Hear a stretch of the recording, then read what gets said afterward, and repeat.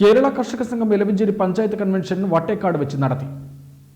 കർഷക സംഘം ജില്ലാ പ്രസിഡന്റ് KD പ്രസന്നൻ MLA ഉദ്ഘാടനം ചെയ്തു.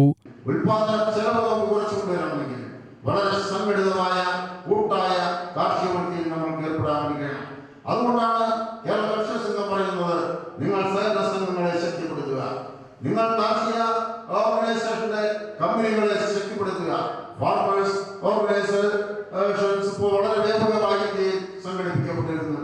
അത്തരം ഫാർമേഴ്സ് പ്രൊഡ്യൂസേഴ്സ് ഓർഗനൈസേഷൻ ആണെങ്കിലും നമ്മുടെ സഹകരണ സംഘങ്ങളാണെങ്കിലും അതെല്ലാം സജീവ പ്രവർത്തകരായി കേരള കർഷക സംഘത്തിലെ സഖാക്കൾ പ്രവർത്തകർ മാറി തീർന്നാൽ മാത്രമാണ് നാട്ടിലെ കർഷകർക്ക് എന്തെങ്കിലും ഗുണം ചെയ്തു കൊടുക്കാൻ പറ്റും.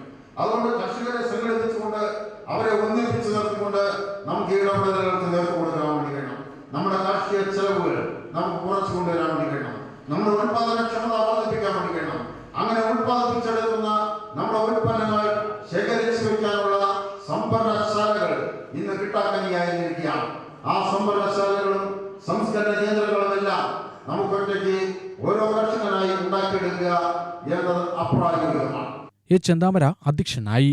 സംഭരിച്ച നെല്ലിന്റെ വില വിതരണം SBI വഴി നിജപ്പെടുത്തിയതിനെതിരെയും കാർഷിക വായ്പ എഴുതിത്തള്ളരുത് എന്ന കേന്ദ്ര സർക്കാർ തീരുമാനത്തിനെതിരെയും കൺവെൻഷൻ ശക്തമായ പ്രതിഷേധം രേഖപ്പെടുത്തി. വിദ്യാർത്ഥികൾക്കുള്ള അവാർഡ്, മികച്ച കർഷകർ, ക്ഷീരകർഷകർ എന്നിവർക്കുള്ള ആദരം CPM area secretary K Preman നിർവഹിച്ചു. Local committee secretary Sivaraman, PK Parameswaran, M Narayananunni, Shalini Karpesh എന്നിവർ പ്രസംഗിച്ചു. കൃഷ്ണൻകുട്ടി സ്വാഗതവും R മാധവൻ നന്ദിയും പറഞ്ഞു. UTV news, Palakkad.